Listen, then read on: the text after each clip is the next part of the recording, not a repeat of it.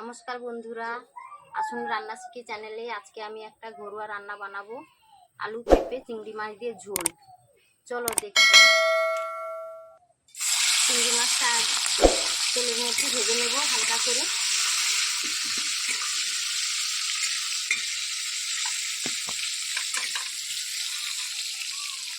হালকা হয়ে ভেজে নামিয়ে নেব।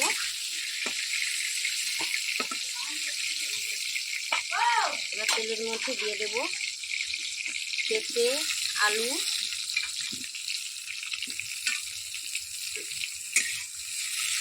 হালকা করে এটা তেলে ভেজে নেব।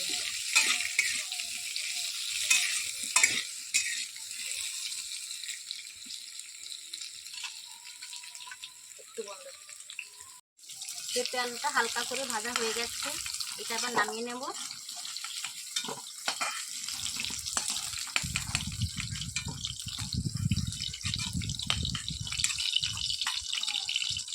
অল্প তেলে এটা রান্না করব।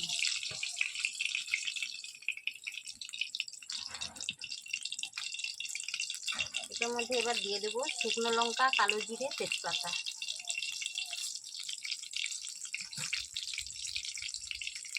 এই ঝোলটা বানাবো আজকে বাটা মশলা দিয়ে।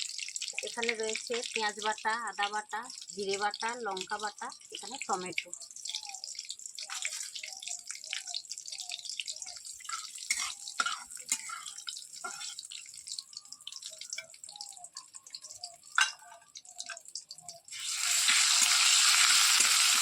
পেঁয়াজটা দিয়ে দিলাম। পেঁয়াজটাকে ভালো করে একটু ভেজে নেব।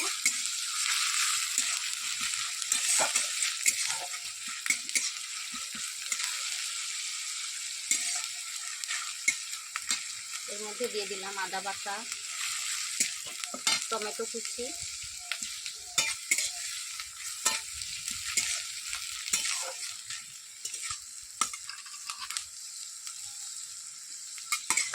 এবার পরিমাণ মতো নুন,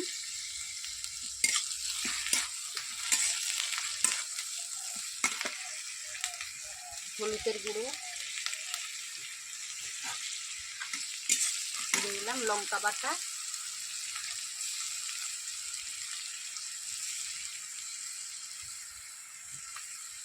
সামান্য অল্প জল দিয়ে দিলাম।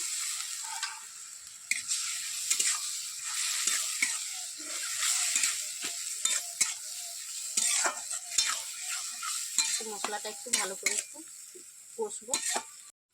এবার পেঁয়াজের থেকে তেলটা ছেড়েছি হালকা, এর মধ্যে দিয়ে দেবো জিরে বাটা,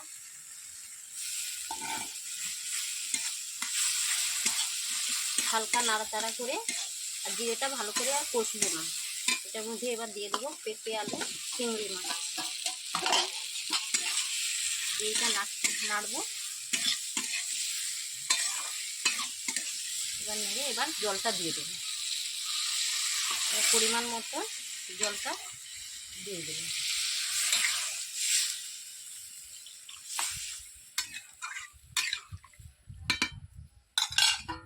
এটা 15 মিনিট এবার ঝোলটা ফুটবে।